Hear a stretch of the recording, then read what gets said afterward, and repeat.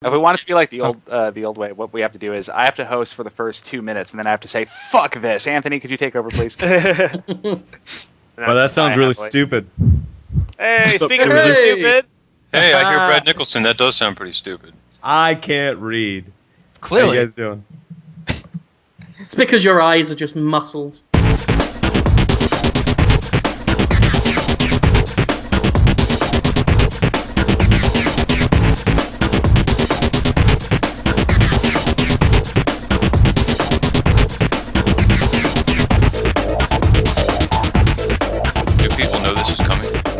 Yes. Okay. They're excited.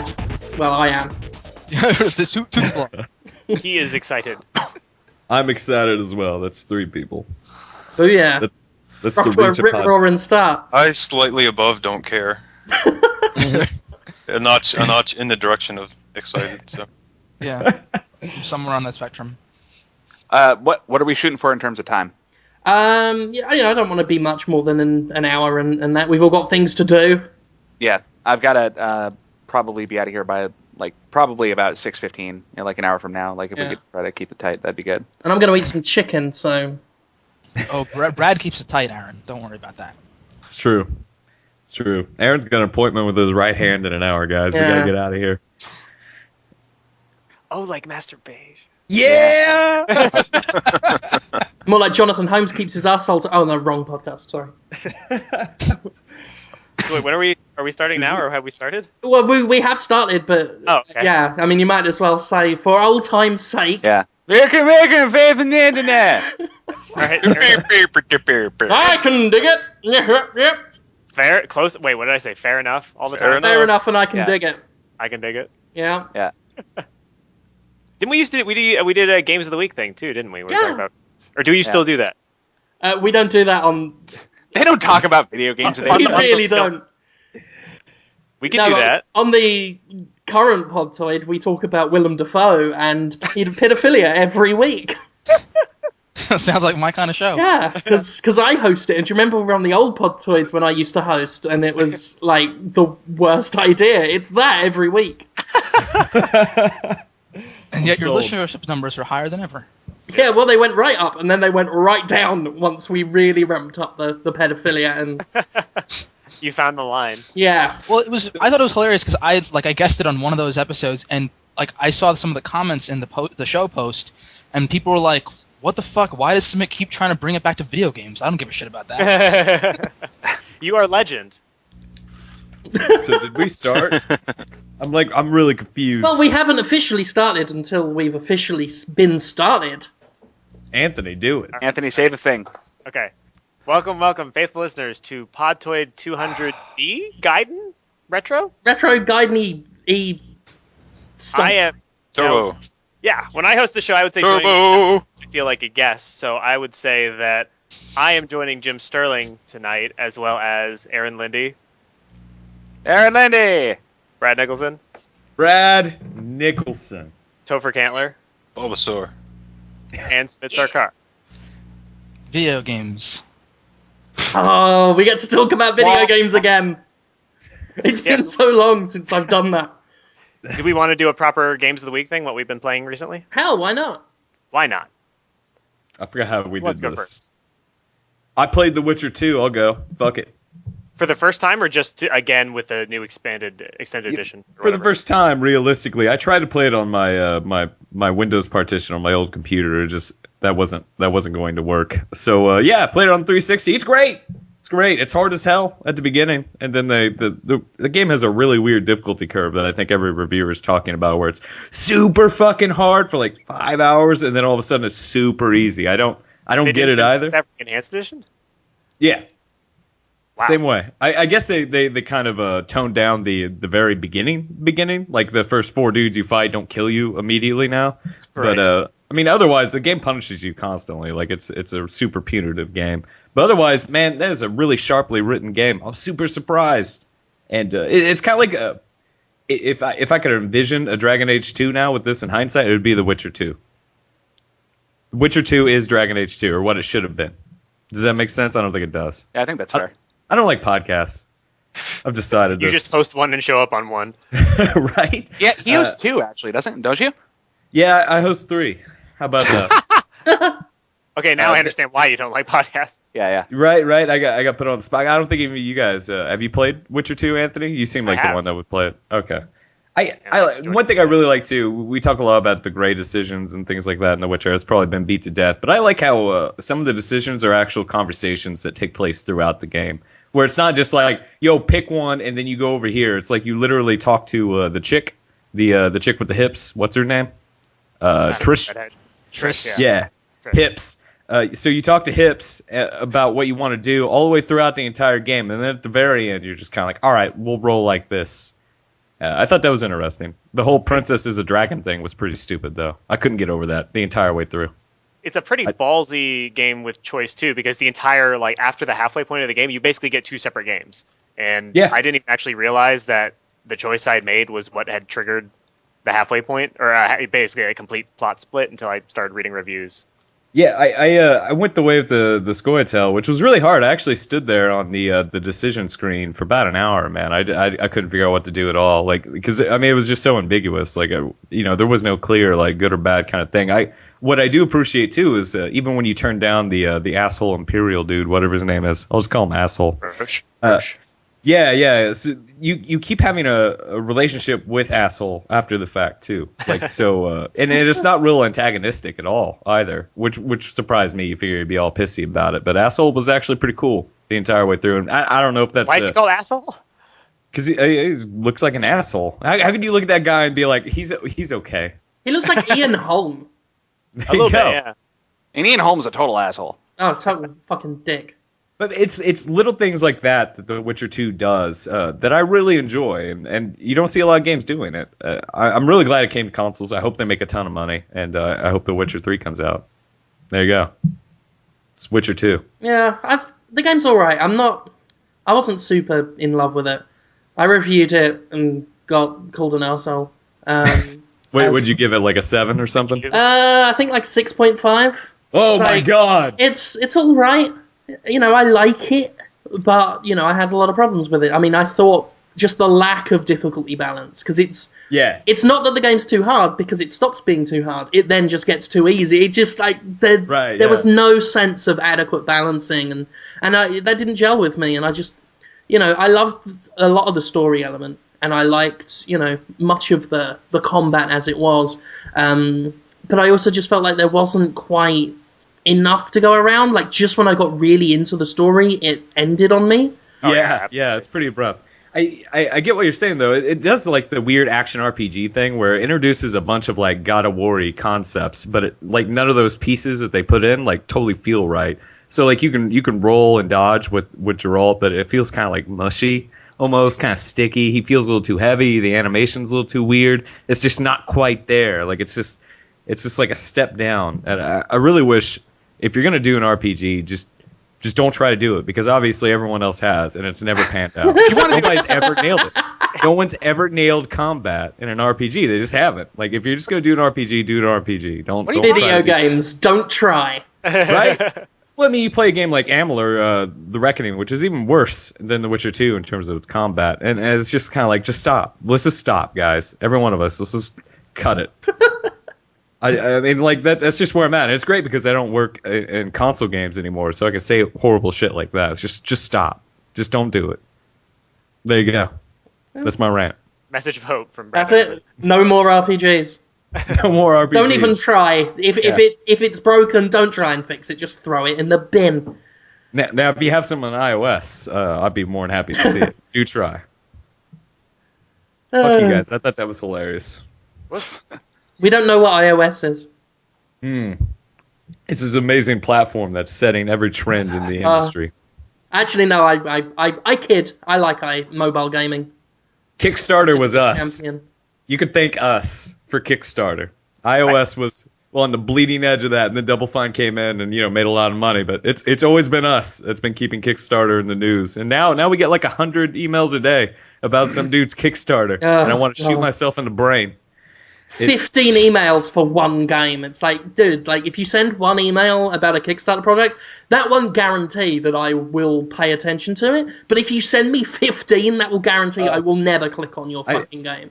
I like the idea of Kickstarter. Like in theory, it's totally fucking awesome. But like there's two things that I hate about it. One, it's just like, hey, dude, I got an idea. Give me $1 million. And I think that's kind of fucked up because you haven't done anything.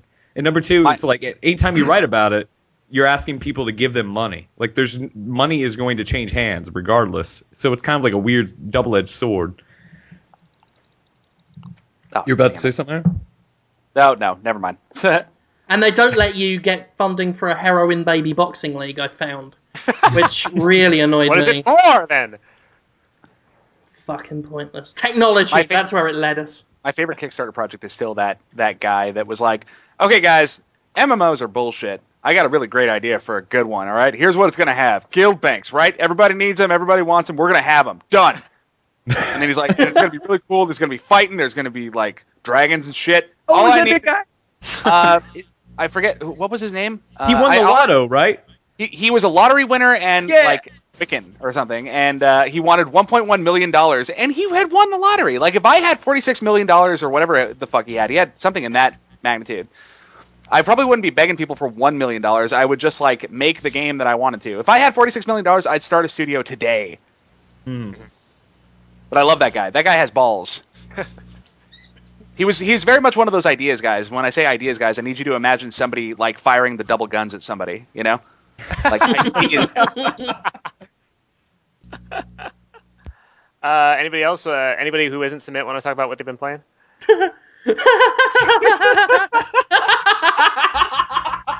I only do so many of these Podtoids. I don't want to hear about sports. I haven't been playing any sports games. I don't believe that. I played Minecraft for the first time. What do you think, man? For the first time, really? Yeah. Wow. I decided to review the 360 edition, go in fresh.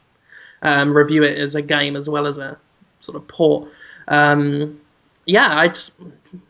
the basics. I'd followed Minecraft. It's just quite good. That's it. I'm very sort of on the. I don't know. I don't want to say on the fence because I really like it, but I'm also acutely aware of the problems with it.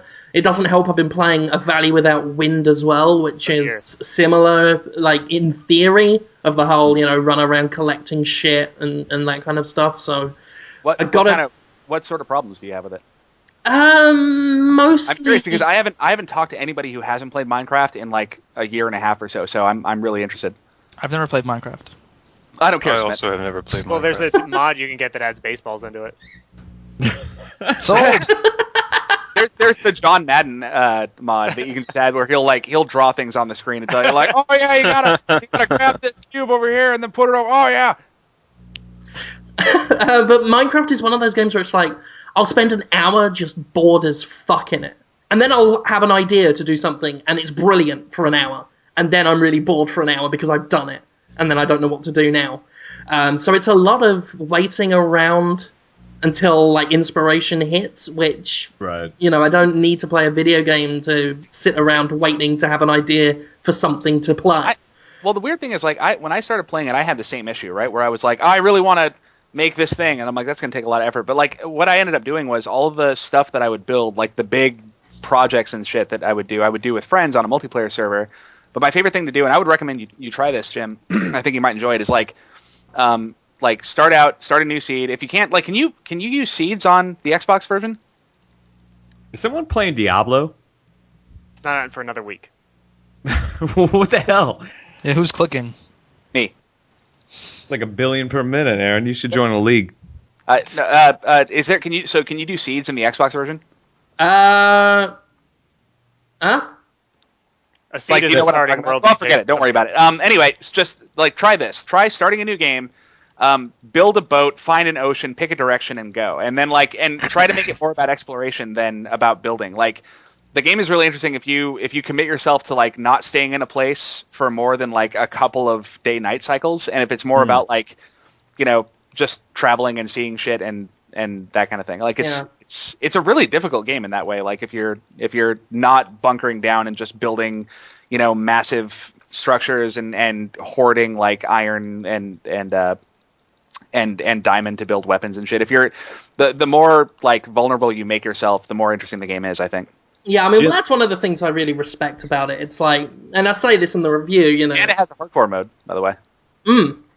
Does the XBLA version have survival where you have to eat and shit like that? Not currently. Damn. What? All right. It's missing. It's missing a few things. I mean, survival mode is like. I mean, I understand that like a lot of people just want to do the creative mode, but survival mode is what makes the game for me, especially in single player. In single player, it's not. It's not worth it without survival mode. Well, fuck it then. I am. I played every port of that game that they're doing. They're releasing like the alpha version of it. Yeah. And people are. I wish they I figured they would at least go for a full release at the bare minimum with the Xbox version. Didn't they sign some funky contract with Microsoft though that allow them to update whenever without having to pay like the I know updates are coming. But, they're going to add some mod features and get that game to keep up with the PC release. I imagine that's the only way it would have been fiscally viable. Right. Well, it's also $20 on XBLA, right? It's 1,600 points. Yeah. Okay. Yeah, I looked at GDC, got to play it for a few minutes. I was really surprised. It looks really really nice. Mainly maybe because I don't play with like high res textures or whatever on my Mac. But I was also really impressed with like the new UI, like the kind of I don't want to call it blades or whatever. Yeah, I like the way they implemented the build system, where I don't have to open up a browser window and look up the wiki to remember how to build a bed or something like that. Which is they've streamlined it a lot, and it controls really nicely for console. Like, it feels very fluid and natural, and so it works well with the controller. I hear they're going to do Kinect support, like, later. Thank fuck they didn't have that while I'm reviewing it, because fuck that, always. Right. But yeah, it's... And like I say, I mean, as much as I criticize it, I really love the stuff that I love about it. This idea that you can, like, digging your way into an underground cave that's full of creepers and zombies and doing that, as you say, the vulnerability aspect. It's amazing how scary they make that game when it's just like walking Lego blocks. And for a game that looks that frankly ugly, for it to be as atmospheric as it is really remarkable. So yeah, I mean, I've been at once like intrigued and absorbed, and also very bored. It's a unique experience. And it is one that I think everyone should try if they haven't already, and especially the console-bound gamers should probably look into at least picking up the trial when it comes out on, I think, Friday, and just seeing what they think of it. What's the multiplayer like? So is it just like two dudes on a private server, or how expansive is it?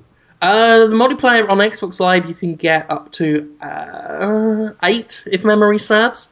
Oh, that's awesome. You can do up to 4-player split screen as well. Holy shit. I'm playing the split screen a little this afternoon. It makes, it's pretty fun doing it split screen, so...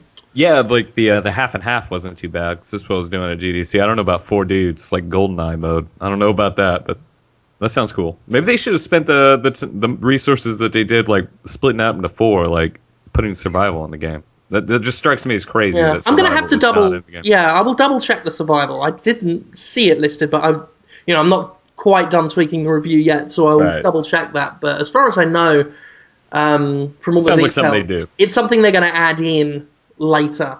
Like there's stuff missing. They're talking about bringing in some more like mod features, and they haven't got skins in there yet. So you gotta wait for that shit to get in, sort of drip fed, I guess. But Oh, go ahead. I was going to say, it wouldn't surprise me if that deal was in place where they can just update it whenever, which is kind of what that game needs. Yeah. I don't want to get sucked into Minecraft again, but it's going to happen. It's going to happen. Like once every 2 months, I'm like totally like super invested in Minecraft for like a period of a week, and it's just I need to stop that cycle because it gets sad. It's just like because I never finish anything I start, so it's just like my server is like nothing but a field of broken dreams. It's just like, I'm going to build a Coliseum. Nah. I'm going to build a... Nah. It was just like, I tried. I'm like, man, this looks like trash. Let me just move on. I don't know. I want to like print out my maps so I can just look at it and reflect. Because I'm sure it tells me something about myself at the end of the day. Anybody else? Anybody else play a game? I haven't been playing sports games. Oh, like a little, like Oliver Twist. Please, sir, I haven't played any sports. Go ahead. Yeah, oh, right. Yes. So as I said last week, I've been digging into my backlog because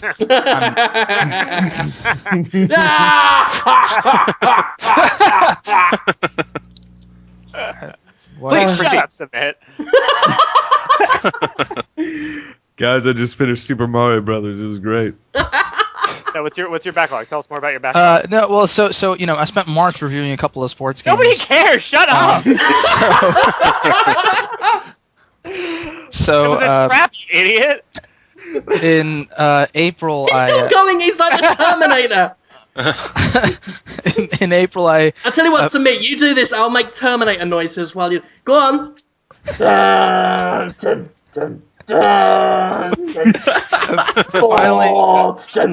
Deus Ex Human. How'd you like it? Congratulations, did you say?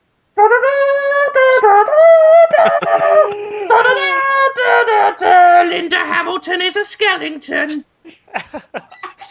Yeah, so Deus Ex was good. I finally finished. I got around to finishing that. It's still. So I just quick saved and tried all of them. Well, that's what everyone does, right? I mean, that's what you do no, when you have. Well, yeah, but first you choose the one that you personally agree with, and then you go back and say, okay, what are the others? Yes. What was the first you chose then? The first one I chose was. Shut up! No, I'm kidding. Go ahead, please. This is terrible. I feel bad now. Go ahead. I don't. You can keep going. The first one I chose was just the one where you reset completely, where you just. Or wait, no, that's the one you self-destruct. Hey, Submit. What? What's your favorite Pokemon? Please say Bulbasaur. No, not Bulbasaur. What's your favorite Pokemon, Submit? I'm gonna go with Gengar. Ah, that's a shit one. Yeah. Gengar. Yeah. That's a shit Pokemon. Fuck you, man. I agree with my boy there. Gengar's a shit. Brad, that is not the point of the game we are playing. We're gonna ask him what Pokemon he likes and then say it is shit. Oh. You've ruined the. That was my all-time best goof. We got a show name. I'm only kidding. Oh, Submit, God bless you. God bless you on a Sunday. So did you the one that where you basically told the truth, or the one where you lied to everybody, or the one where you? No. It was the one where you not Darrow, the other dude, Taggart. His one where the augmentations, but with restrictions, with some restrictions. Oh, so kind of you joined the pseudo Illuminati. Yeah. And then I tried the other ones that were the other ones. I think I killed myself and everyone around me. Was that one of them? That was the one where you just self-destruct the entire Panchaea station. What's up? So my problem was that what they showed you, like each cutscene that played at the end was just like Jensen giving a monologue over some footage of like the starving children in Africa and images of war or whatever. But I wanted to kind of see the results, like what happens after you make that choice. I didn't necessarily want to see him say, oh, I tried to be a good guy, and whatever, I wanted to see what happened to the Yankees. I mean, well, it's kind of like weird because their position as a prequel means that no matter which one you choose, the world is in a state where Deus Ex and Deus Ex 2 can happen. So it's kind of like you have all these choices, and none of them matter because in 20 years Bob Page is going to come along and be like, "Fuck you," and then Unatco is going to appear and all that stuff. So it's kind of a Hobson's choice, I guess. So Mitch, shall we set up retake Deus Ex in a year after the fact? Submit just got done playing Deus Ex. He wants to retake it now. Yes, absolutely. But then, so I finished that, and since I don't have any more, I guess, sports games to review until Madden, I've jumped into Assassin's Creed Brotherhood, which it is the least bad Assassin's Creed game. I will give it that. True. Yeah, I'm almost at the end. I'm actually right at the end, I think. And yeah, I'm glad though that I'm playing it like months and months after I played Assassin's Creed 2 because it's so similar. Can we stop making Assassin's Creed games? By the way, can we just put a stop to that? I'm really excited about 3. I think 3 is going to be so done. I don't care. Does it have a dude who stabs people and runs around in an open world? If you replace people with bears, that statement is still true. That's kind of interesting, right? Yeah. And if you were a big fan of like climbing buildings and free running around buildings, but then you really like the idea of climbing trees, then yeah, you're set. Yeah, it'd be a lot more interesting if the people were replaced with bears. The city of bears. There will be bear stabbing. I know that more or less for a fact. Assassin's Creed Bear City. This is great. We can reinvent Assassin's Creed right now. It's just like you're in a bear city and you're an Indian hunter dude, and you've got to assassinate these key bears in order to. in order. Yeah. I mean, it would work too, and be like, man, the simulation fucked up. Whatever your name is, they're all bears. Yogi has been allowed to thieve picnic baskets for far too long. So, yeah, no, it sounds great. This is the best Assassin's Creed. I believe that's ever been made. I don't know. I might be tired. After I played Revelations, but for now, I'm Brotherhood. I think I'm still enjoying the formula, and they've expanded on it with like your assassin recruits and more of the thing that did kind of bum me out about those though is that I think in the back of my mind I'm still just praying that those games become like open world Thief, and every mechanic they add is just less and less and less. Yeah. It's moving it farther away from stealth and more about just like being the big boss man and whatever. I still don't. Yeah. Who was it that said that was like the best one of them so far? Like that's very true, and they're definitely getting better. And I would hope so after however many they pumped out every year. Revelations was a huge step back. But yeah, I mean, like Anthony and I we're talking earlier today about Thief, as we frequently fucking do, and all I want is that I want that franchise to come back. Well, it is, right? Thief 3? It is, but the only information they've given about it is that like stealth will not be mandatory, which is the last thing I needed to hear about it. Yeah, exactly. I'm sorry, I misspoke. What I mean is like I want that franchise to come back as it was. I don't think anything that I've heard about Thief, the new Thief so far, like doesn't set well with me. But on top of that, like I just don't see it. I don't see that game appealing to the market the way that. Well, it didn't really appeal to the market to begin with because nobody was asking for it. And nobody knew they wanted it. But most people definitely don't want something like that now, which is a bummer. I'm really excited about Assassin's Creed 3 just because of of the major scenery change, and like I'm a huge American history buff, so when I saw that demo at the end of February, I was super excited about the Revolutionary War setting and playing in New York and Boston, and then they have this massive frontier area which is the wilderness, and that's where like you said, you'd be climbing trees and stuff. So finding bears. Yes, and it seemed to me like they really are trying to shake things up, and it's not. The important thing about 3 is that it's not an annual sequel. Like they've been working on this since Assassin's Creed 2 shipped in 2009. So it's not like they just built this in 1 year. So I don't buy it. I love the way PR lies in the console industry too. I can say that finally. I don't buy that for a second. They probably had some concept images, but I guarantee they were on Revelations until like fucking 3 months ago. Well, what they did is what they told me anyway. I talked to 3 of the creative director and a couple of like producers, but what they told me is that once Assassin's Creed 2 shipped in 2009, they took a small core team, split it off, and they took 2 guys and were like, "Hey, man, come up with this great bear design while we're working on these 2 other games." Yeah, so that's what they told me anyway. But and if you guys want something that's stealth oriented, every piece of footage that I've seen of Hitman Absolution has gotten me super excited because they did PAX. Have you played a lot of Hitman games before? I don't mean this like condescendingly, honestly. No, I've played. I like how everything we tell Samit we have to like. If we're actually being serious, we have to preface We're not going to scream at you if you say anything in response to this. We're genuinely interested. I've played Contracts. I want to say on PS2.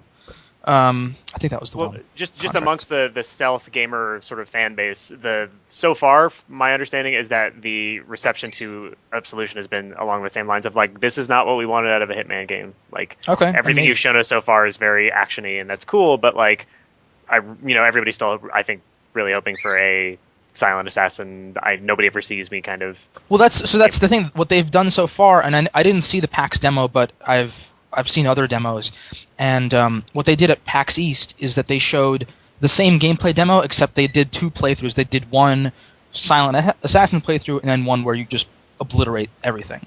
Oh, I didn't hear about that.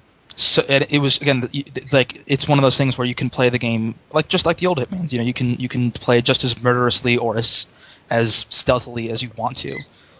So two things freak me out about Hitman. Like, one, Ken Lynch always demoed well too, and two, didn't they have a bunch of layoffs after Ken Lynch too? Like, haven't they lost a lot of dudes since starting Absolution? Or am I crazy? No one knows? I think IO did have some layoffs. I don't know, there's fucking layoffs all over the place. Yeah. It certainly That's the game industry. The game studios can't survive making games. Right. Ridiculous. But, I don't, we'll see. But that's one game I'm looking forward to later this year. I should just apologize. I called Kane and Lynch to a game. Oh. That's all I can muster. Oh. No. I think after Brotherhood, I'll probably, I don't know, I might jump into SSX, which I've been wanting to play for a while, or... I keep forgetting to buy that. Like, I tell myself, like, once a week, I need to play this game, and then I just never go to the store. I don't know what that says. SSX? Yeah, that. Is that what we're talking? I loved SSX until, like the game is a lot of fun, but then it decides that it doesn't want you to have fun and puts you in these big, like, maps with a lot of crevasses in it. Crevice? Wow. Crevices? Wow, Bear Grylls. Shut up. Big fucking fuck-off holes. Like, and you have to race on them, and that's not fun. It's not fun for me to race on, on a slope where it's like, if you make even the slightest miscalculation, you're just, like, you pretty much lose the race in that moment. Like, if you... Because you have to, like, start over, and you can do that rewind thing, but that, like, takes you so far. Like, you may as well just fall and then have to be respawned or whatever. Like, the stunt mode in that game is fabulous. The racing is awful, and they do races way too fucking often. But that being said, I do really like what they did for multiplayer, which is that they didn't really do multiplayer. It's that asynchronous. Yeah, the RiderNet stuff I think was really cool. RiderNet's really cool. Everything else about that game I'm kind of like, bleh. Well, yeah, I just want to check it out. And then, I also have Rayman Origins that I've been wanting to play forever. So good. Have you not played it? I've played it at friends' houses, but I haven't actually... Motherfucker, that's next on your list. Copy. No, it's not. He's going to play Red Faction Armageddon or something next. Armageddon? Gorilla. If you said Gorilla, I would be like, all right, maybe. I'd be like, yeah, I'd be okay with that. But no, I do not have... Origins is really good. I still need to play Grand Theft Auto 4, guys. Hold on. I bought that when it came out. I did too. Well, but I think in mid-June, and they're probably going to release that Battlefield 3 expansion, so I might get back into that when that comes out. Dude, I've been playing Battlefield 3. It is still terrible. You want to talk about that? They've been doing these crazy weapon updates, because right when I quit Battlefield, like, the shotgun was insane overpowered. And they also had these flying drones that you could just farm for points and also kill mad dudes because it was kind of bugged out. So I come back after 4 gigabytes of updates. It took me 3 hours last night to get into one single game of Battlefield 3. I find out that the shotguns are still dramatically overpowered, and they nerfed all the assault rifles. So instead of actually, like, I nerfs a poor choice of words there. Instead of making the assault rifles, which were super strong for a while because of the back to Karkand or whatever map pack, instead of making them less powerful, they decided to make them exceedingly less accurate. So every time you fire an assault rifle now, it's just like your gun points straight to the ceiling. I played a lot of shooters, and this is crazy. It's the craziest shit I've ever seen. So like the only guns you can use to shoot people at a distance now are sniper rifles, and for whatever reason, support guns. You can snipe a dude at 100 meters with an M249. You can't. Right. You will not take his ass out with a FAMAS. It is crazy. I don't get it. Like, why do they keep doing that? Well, maybe I'm not going to get back into that. The thing is, I can't get back into Modern Warfare 3 because the group of friends I was playing with, they all have Elite, so they've, like, I don't want to play with them, and then they're stuck with the on-disc maps. They can't play the new stuff, and so I'm not going to pay for Elite, and I'm not going to buy the new maps. So, well, I mean, if you go back into BF3, just get ready. Act like it's a PS3 and you haven't turned it on in a week. You need to, like, get a cup of coffee, make a sandwich, start all the downloads, and just walk off for another year whenever you decide to turn it back on. It's rough. I still don't understand why you can't do it either you can't do it on PS3 or 360. I wish you could just do background downloads for patches too. I don't understand why you can't. Like anytime you have a patch for a game, because it only prompts you when you start the game. You go to boot it up, and it's like, oh, you need to download this shit, and then you're stuck there for 3 hours as it downloads. And it's like, I could go. Why can't you download this in the background while I go play some other game for 2 hours? It's because video games. Yeah. Fucking console games. I'm sick of it. It's like. I wrote about this a few months back. Like, they're just shit PCs now. They're just shit PCs. Like, they've got the same... The idea of a console was it's not the same kind of hassle as a PC, but it is now. But just with less ability to do mods and worse graphics. It's like, if I'm going to get fucked either way, I'm going to do it on the PC. Yeah, honestly, I haven't been playing my consoles much anymore either. And like when Anthony and I were talking the other day about... We were planning on doing a game club for Max Payne, but Max Payne 3 comes out on the PC like 2 weeks after, and we're both like, just fuck it. There's no way. Like, we're getting it on the PC. We'll just play Diablo 3 until fucking Max Payne comes out. I don't care. Yep. With BF3, so you turn on and then you have like a normal like update, like one of those 40 megabyte updates, no problem, right?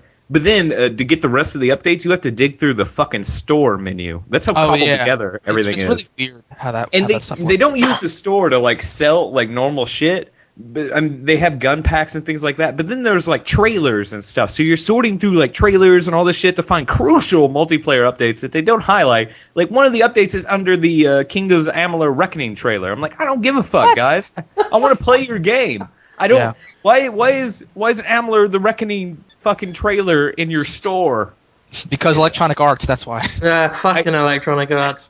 Right, I mean, it's insane. It's like, I can't believe that I have to, like, do this. It is beyond crazy. Like, that's what I hated about Battlefield 3 more than anything, was the stuff that wasn't the game, but was nevertheless forced into the game experience.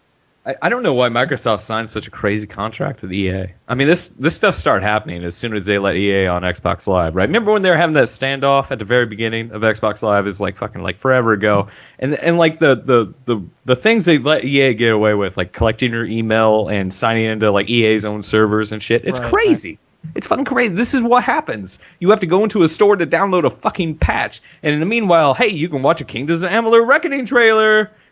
I mean, it's inexcusable to me for a service that I pay for. I shouldn't have to pay to play Battlefield 3. And fucking 5 years ago, I was in love with EA. I thought John Riccitiello was a fucking awesome guy. He was saying, like, amazingly humble shit and, like, sounded like he really knew what was going on in the industry. And Activision was their rival. How do you have Activision as your rival and still be the bad guy? It's really weird. I don't understand. They had, like, all the PR and all the good grace from gamers handed to them on a plate, and they somehow still came off as the worst fucking shitheads in the industry. It boggles the mind. As they move into social now, as they like jump on iPhone and iPad and do that whole thing, like it's crazier what they do on that service because they'll just pull games. So like Tetris has been pulled twice now, and each time it comes back, it has more in-app purchase and more like subscription shit every single time. Oh yeah, I could not believe that, a subscription for Tetris. What? They're subscribe to that shit. Yeah, they're doing that to every game, and then now they also have the Origin stuff, which I can't believe Apple lets them do, because that blows my mind too, to put something on top of Game Center like that. I also can't believe they brought Theme Park back, and I love Theme Park. I fucking love Theme Park. You mean it's a Skinner box? That's all it is. So yeah, they fucking bring Theme Park back and then sell you rides for $60 to $100. It's just unbelievable. Yeah, but you know what? The thing is, dude, like 5 people paid for it, and like. There you go. That's all they probably needed. Well, yeah, I mean, the fucking thing is, though, it's not going to last, because you've got free-to-play games coming from companies that actually know what they're doing and providing really good experiences for free so that you want to buy the shit. You know, you don't need to buy the shit to feel like you're getting a game. And I hope that carries on. I hope shit like Tribes and Blacklight and stuff just continue to get better and show the whole $60... Because that's what half these games are these days, fucking $60 freemium games. Really. And I hope they get fucking shown up for what they are. Yeah.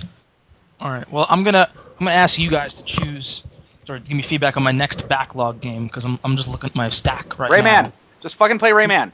All right. Well, seriously, I'll throw my hat in the ring for Rayman as well. All right, Rayman's next, but then I've got SSX. I got SSX. Assassin's Creed Revelations. What do we got? Crisis 2, Enslaved. Don't even bother. Crisis 2. Gears of War 1 and 2.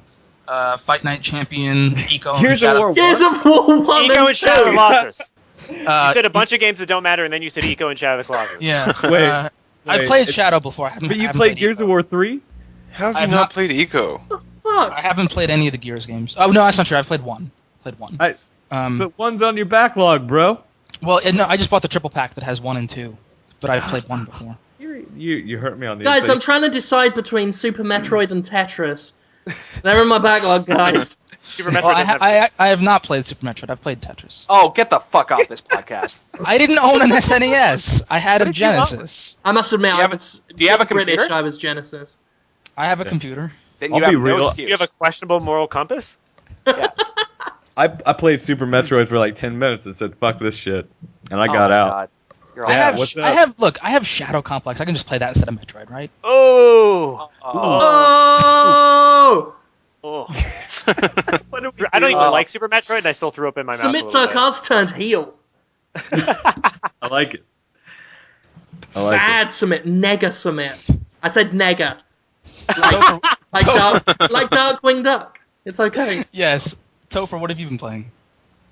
My girlfriend got me a Wii for my birthday, so I've been playing the like 9 or 10 games that came out since I last had a Wii. You've been playing Submit the game, basically.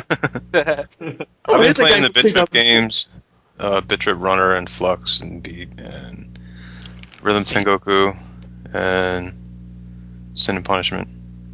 Yay, Sin and Punishment. Sin and Punishment is a good game. Yes, it is. You should get. I hardly recommend tracking down Xenoblade Chronicles. By the way, that's probably the best game on the Wii. Really? It's pretty damn fucking good. It's the best JRPG I've ever played, next to like Final Fantasy 12 and Dragon Quest 8. I'm not prepared to give final judgment because I'm still waiting for Last Story because I haven't tried that one yet. I hear Last Story shit though. Yeah? Haven't you heard that? I heard it was better. Everyone told me it was better than Xenoblade. Really? Yeah. Oh, that's the first I've heard that. I was reading on like NeoGAF that because it's out in Europe, right? I think so. Yeah. Oh, yeah. I've heard people talking about how like people that have imported or whatever, and people who are playing in Europe just say it's like it's cool to start, but it ends up like it's like 8 hours of fun followed by 30 hours of just shit. Okay. Well, I mean, I'm still because Xenoblade. So it's the opposite of Final Fantasy 13 then. Hey, that's what I was thinking. Yeah, pretty much. Like Wait, Final Fantasy 13 is purely shit. Yeah, there's no good there. No, it's not. No, I disagree. I think if you ignore the story and if you you have to here's what you should do: run in a straight line in the game. Hire a very poor 10-year-old boy to play through the first 20 hours of the game for you, and then take over and play the game, and then just skip through every cutscene in the game, and it's a lot of fun. I actually bought Final Fantasy 13 too, just because for that same reason that I couldn't give a fuck about the story at all. I hated the story, didn't give a shit, but it's got a really, really good battle system. I really did enjoy the battle system. Did you beat the game then? Did you fight the final boss where it exposes the battle system as shit? What, the final boss of which one? The final boss of Final Fantasy 13 with the insta deaths and shit like that. Yeah. I didn't think it. How did it expose the battle system as shit? Because he fucking insta kills you and shit like that. It's worthless. Yeah, but he has a really big attack, but that's easily avoidable. That's the whole point of the game. Is that you do your paradigm switches, and then you can whatever. Brad, you suck. Okay, right. I'm just saying there are a myriad reasons to hate Final Fantasy 13. The battle system is not one of them. I'll let you have it, Aaron Linde, because I'm not smart enough to argue with you. Okay. How about that? But yeah, Topher Xenoblade, definitely.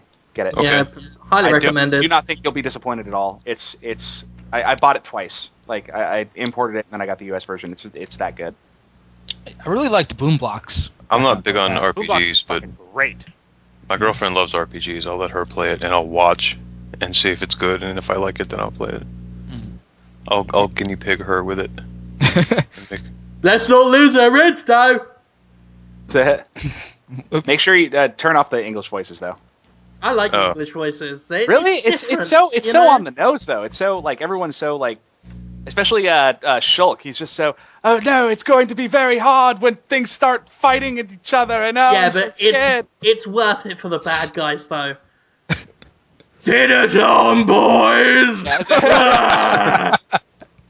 Well, I was talking with a friend of mine, and I don't understand how people play Assassin's Creed 2 or Brotherhood of Revelations. I don't understand how you play them with the English voices. I can't play them in anything but Italian. Wait, you can turn them on so they're just Italian? Yeah, if you go to the start, the main menu, and go to the options there, you can change the language to Italian. Oh my god, I had no idea. It's amazing. It's still English subtitles, obviously, so there's no subtitles for like. I just played through like Brotherhood, and that would have been really helpful to know. It's so much better. It's so much better than hearing, I guess Carlos Ferro does the voice of. No, it's not Carlos. Okay, well, whatever. It's some other guy who sounds exactly like Nolan North, but is not. It's not good, and I like every time I accidentally play that game in English, it makes my brain hurt. And the one thing you don't get is the just the ambient chatter or like the heralds or whatever they speak in Italian, and you can't understand. There's no subtitles, but still, I love being immersed in that world. It makes it feel so much more real to me than hearing some dude do a crappy Italian accent. That is really cool. I wish I'd known that. Fuck. I don't like. It's not gonna. I'm not gonna replay those games. But Samit wins playing games like 5 years after they've come out. Like he discovers shit that no one else knew. Well, my weird thing with video games is that I always the first thing I do anytime I boot up a game is I go to the options menu. I just do. I did that too, but I didn't think. I figured it was going to be like, like it would be something like French or something. Like just because of what I know of localization processes, I didn't think they would include Italian.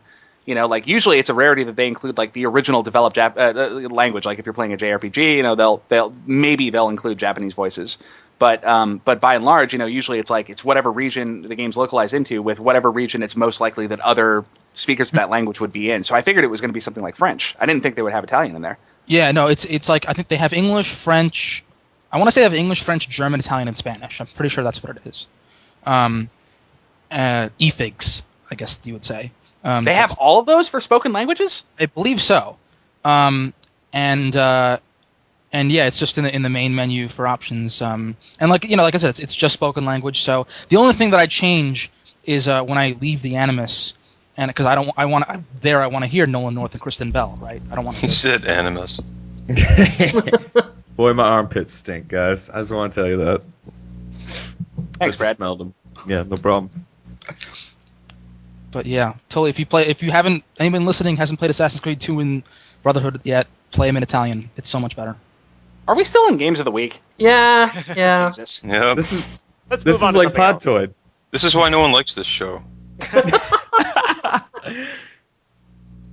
What was next? Didn't we we're not doing news. Well, I can't bring anything to the table because I'm just thinking about Danny DeVito and Defoe.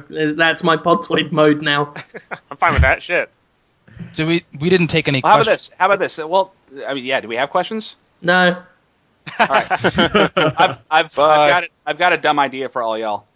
What's that? What was your? Let's reminisce. What was your favorite thing about Podtoid? Mine was. Commentaries. Yeah, the commentaries. I was going to say, and I can't. I go back and forth between which one is my favorite, like between Man Island and Street Fighter. I think Bison Toid had to be my favorite. Bison Toid is really good. I go with Mortal Kombat. They were both good. I would probably edge toward Man Island just because I have so much fun saying. Even today, I have so much fun saying Man Island. It's pretty good. I had so much fun saying Norse in the credits.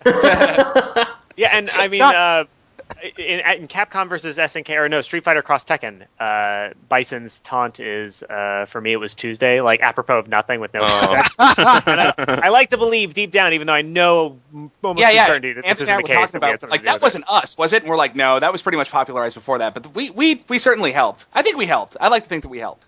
Yeah, we brought it back. Yeah. I think for me, my top moment was Aaron Linde's description. I don't even remember the context. I just remember the image of him in the movie theater jizzing everywhere with the organ grinder's monkey, I think collecting it in a bucket or something. Oh yeah, since we're okay, so I found a piece of fan art of myself on the Electric Hydra forums that somebody posted, and I need you guys to help me remember because apparently it was from the Podtoid era, and I can't remember what it is. Yeah, it was in the Nintendo 64 box, right? It was an N64 box with a picture of me. It was like Aaron Linde's ghost truck, and it was a picture of a picture of some like apparition of a truck, and then me looking really scared. And like, oh, it's a truck, and I cannot remember. Yeah, I have no idea. Some listeners going to have to explain that context. It looked like Phallus Knife Fight art to me. Well, see, that was one of my favorite things, Was there something about, like, hearing a truck noise while we were recording, and we weren't sure, like, where it came from or something? That makes more sense, because I was, like, trying to remember when have I ever talked to it, because, like, I was thinking about games that we may have been talking about, and I remember, like, the only truck-related game, like, explicitly truck-related game I ever played was that Big Rig Simulator that was, like, the first game of all time. And, but yeah, I could not for the life of me figure out what the fuck it could have been. So that makes perfect sense. I'm going to go with that as my... Well, it makes perfect sense, which means it's highly unlikely. Yeah, it probably didn't happen. See, so the best thing for me about the old Podtoids is that my girlfriend used to listen to them, and so now she's seen all the Phallus Knife Fight art of me with lens flare and stuff. So that's we helped you score. Has she seen the one of you making out with yourself with tits? Yes. Phallus Knife Fight's drawings were just amazing all around. Yeah. I want to meet him and shake his hand one day. You want to wash your hand before and after.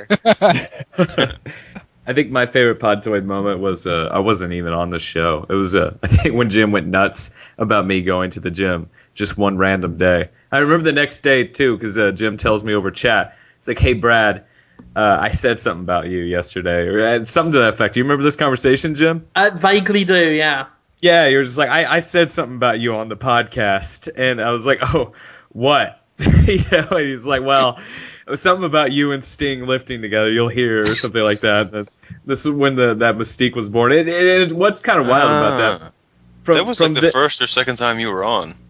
No, I wasn't even on that show. He wasn't. I think you'd been on like once or twice before, and then you weren't on that episode, and then we started talking about you lifting weights with Sting. Yeah, that's why you weren't there that episode. You were off lifting weights. That's it, yeah. And then but that everything went from there, like you being king of the Arctic and riding horses like roller skates and stuff. Yeah, all your stories. And real talk for a second, it has been amazing. There's nothing more crucial in my career and in my personal life too than Podtoid has been. It's been pretty wild, right? So you personal life, really? Yeah. I mean, I've met a lot of great people, and I've got a lot of great opportunities because of my voice on the show and because of you guys. And I mean, it's astounding. And if you're still listening to me after all these years, thanks, bro. I appreciate it. And I love you guys. Real talk. What's up? Real talk. You make me uncomfortable. I'm just saying. Real talk. I don't really like real dinner. talk. Lindy, don't get on me like that. I will never get on you for any reason, sir. You do me better than that, Aaron Lindy. Oh, I'll do you all night long, sir. Ooh. Can we? Yeah, trying to think. Yeah, I'm thinking the Street Fighter episode probably has to be my single favorite. I still listen to that. Like I listen to it without watching the movie, which is fun. I have DVDs that I can't remember now. Tremulant maybe somebody did it for me. You know that video like the Coldstream, the YouTube preview video that he put up that was pulled down by the studio. So I couldn't even see the menu. So yeah, somebody's got to like send me a copy of that. Yeah, if Coldstream's listening, or if I decide to stop being a lazy bitch, I could rip it and just send it to them. They're still really popular. People still request that on the newer Podtoids that we bring back movie commentaries. There's just People not love those. that game movies is the problem. Oh, that's the point. I mean, Podtoid's gone so off topic, we get people saying, do Jurassic Park. Well, it's like, would it really be any fun to do one on the more recent ones? Like, would you want to do a commentary on Timothy Olyphant and Hitman? No, I would never want to watch them. It's kind of just a... Okay. I imagine they're not camp like the old, like Double Dragon and everything. Like, they're too serious now. Yeah, nothing will ever be as aggressively bad as Double Dragon was, I don't think. Right. Well, what about Prince of Persia with Jake Gyllenhaal? Again, like it's still it's like a not great movie. It's not like Okay. beautifully horrible. Did we do Super Mario Brothers? We did, didn't we? That was the last Podtoid we did together. That's right. Yeah. That was the big swan song. I always like the Aaron Linde hates Ocarina of Time joke that ran. I still get that on occasion, and it's come to the point where I do actually. I think the hate has finally set in, where it's like I do legitimately kind of hate it. At least like I hate the N64 version. I can say that with that like absolute certainty, because I'll play the 3DS version, and it's so much better than the N64 version that yes, now I actually do fucking hate it. I've actually kind of circled around, and I'm kind of with you on Zelda in general. I just retroactively now hate every Zelda game. I don't hate every Zelda game. Wind Waker is probably one of my favorite games of all time. But yeah, I like Wind Waker. I hate fucking Ocarina. By the way, I have a fun story to tell. I randomly got a copy of Zelda Wand of Gamelon today. Oh, nice. The CDI one, yeah. In the weirdest, most like bizarre circumstance. So what happened was, my girlfriend, her neighbor is moving out of their apartment, and they've been dropping off all this random assorted like media that they don't want anymore on her doorstep, like VHS tapes and CDs and such. Because like they're too lazy to throw it out themselves, and like maybe they want like 3 copies of Hudson Hawk. They had 3 copies of Hudson Hawk, so there was in the latest batch was a bunch of these CDs, and there were like a bunch of shitty like country music records by artists that I'd never heard of. Not that I know country music, but no like Tim McGraw or anything. But these were like late '80s weird. Like one record was called like "I Need a Clean Shirt," and there was like an Iranian pop CD and a couple of other things. And then amongst all of those was a copy of Wand of Gamelon for the CDI, like just sitting there. And I'm like, "Can I have that?" And I was like, "Please!" And I didn't even like wait for permission. I just took it. Because it was like it made me think about like how like weird shit ends up at like pawn shops all the time, and when people like get rid of their collections, they get rid of a lot of stuff, and sometimes they throw out games that are really rare or interesting or whatever. But like that was by far the weirdest circumstance that I've ever come across, like a game like that. So now I have a copy of Zelda Wand of Gamelon, and I feel a little bit poorer for it, but I'm not sure what I'm going to do with it. I'm looking for a CDI emulator or some kind to play it. Nice. I'll give you $2. But you know what? That game is going to be better than the N64 Ocarina of Time.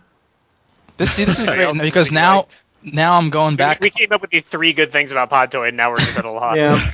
Well, now I'm going back through the Disruptoid forum for Podtoid, and now I'm just looking at like old fan art, and it's pretty great. I'm looking at this one that Grumpy Turtle did of Smurfs. I was remarking on Twitter that like having fan art of me is the single weirdest thing about my career.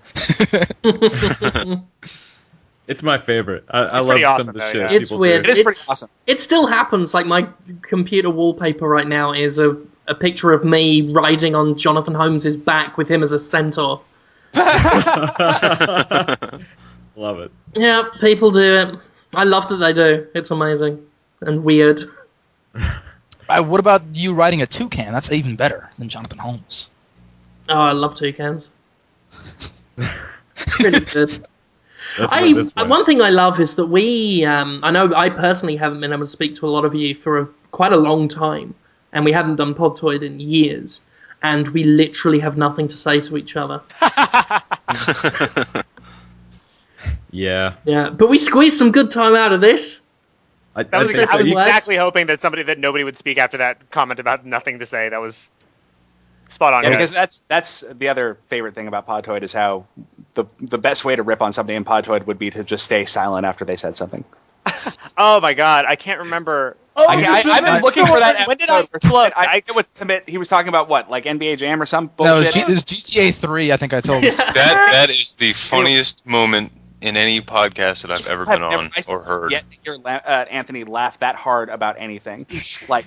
That was the hardest I've ever heard him laugh. I don't even remember if anybody said anything, or was it just there was just a really long silence and that was all I found? There was a long silence. No one said a word, and I think then we all knew what was going on, and we tried to go as long as we could without saying anything. But yeah, like there came a point where Anthony, you just couldn't hold it anymore. You just started laughing your ass off.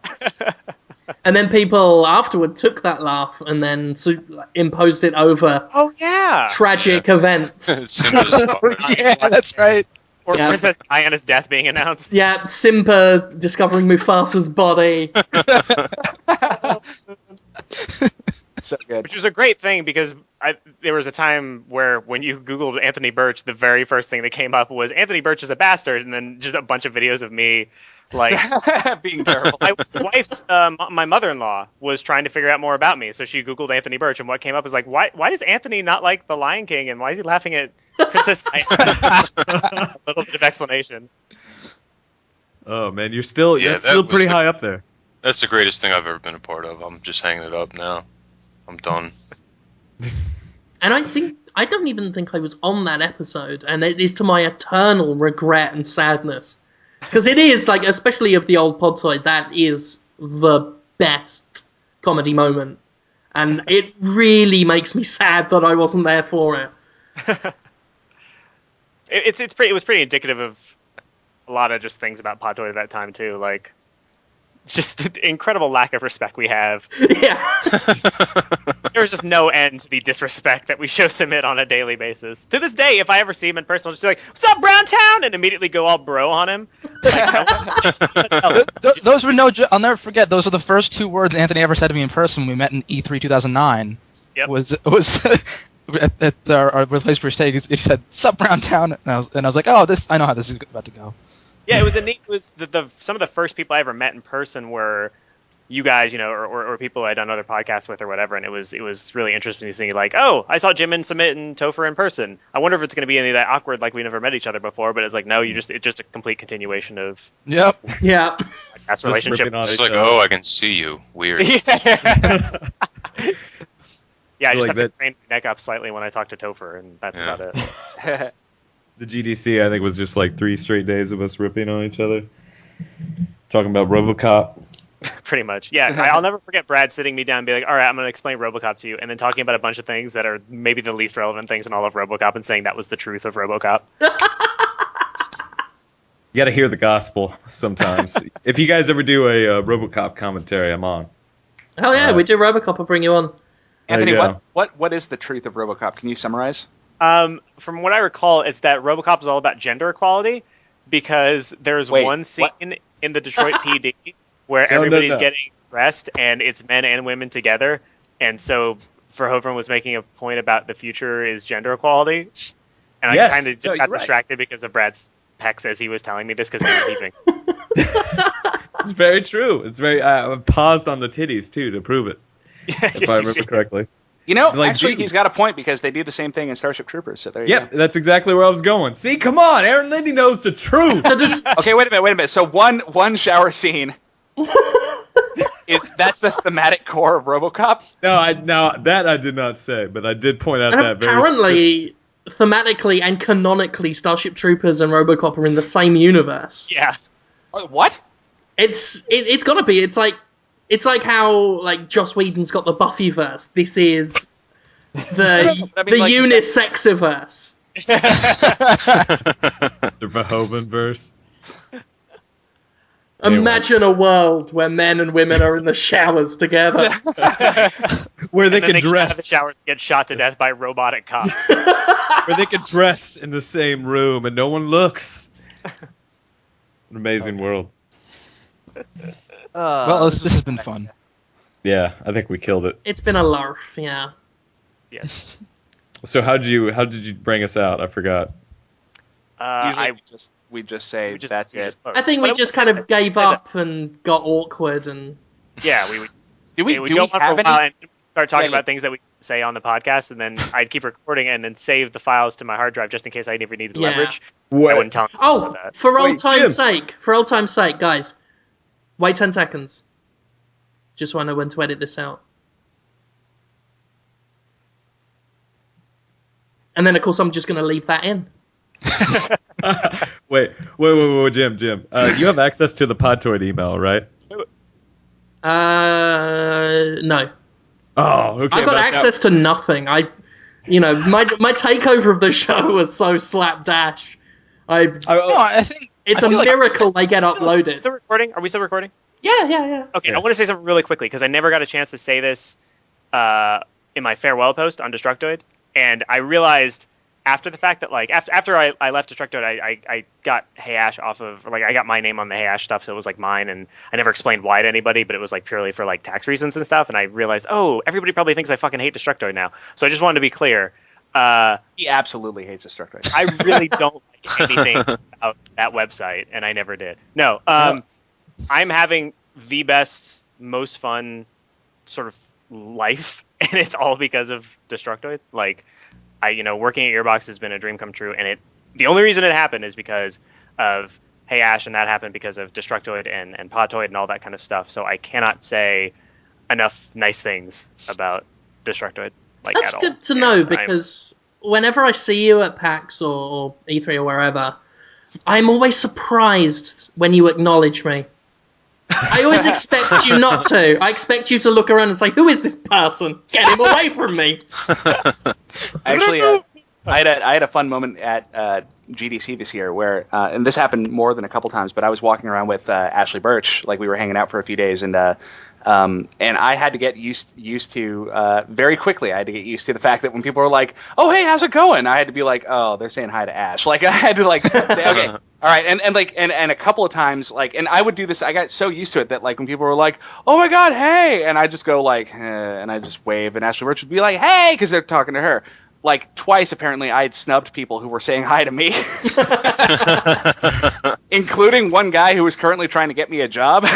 Like, so, that's a weird thing. Whoops. But it's cool. Yeah, I didn't go anywhere. The internet wouldn't have me. I'd have you.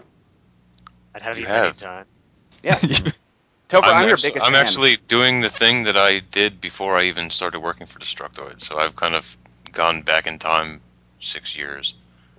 Full sequence. Yep. Circle of life. I think you're thinking more about Human Centipede. What? I have lots of money now. It's cool. Submit, like, maybe you can do this, because it sounded like you were on the verge of it. I wanted to answer, like, one of those really old Podtoid emails we never rolled around to. Probably the first time I asked it is dead. Let me try to search my inbox. You still here, Submit? Yeah, I want to see if Get to work. Did people email us questions, or did they just post them in the... They emailed us up. I think we got some emails back in the day. Oh, yeah, I got... Wait, that's... No, hang on. So I have Podtoid question. This is dated April 26th, 2010. Let's take it. No, it's not a good question. Well, let's answer it anyway. Doesn't matter. They were never good questions. Yeah. Oh, okay. Well, fine. Yeah, let that bad question be the last question we answer on Podtoid. Let's go off the worst that we possibly can. No, it's all right. No, so, do it. Say it. Podtoid question from GoTanks0053. What if Valve didn't exist? No Half-Life, Left 4 Dead, Steam, etc. How would the state of gaming change? And how would your taste in games change? This is the stupidest fucking question I've ever heard. Are you serious? Though, like, would something like Origin exist? Did that only come apart because of competition? Like, in a parallel universe where there was no Steam, would we have to just deal with Origin and be sad all the time? I think in a parallel universe, if Steam didn't come up, PC gaming would be dead. That's interesting. I know. I believe that sincerely. Or maybe someone else would have filled the void, like Microsoft.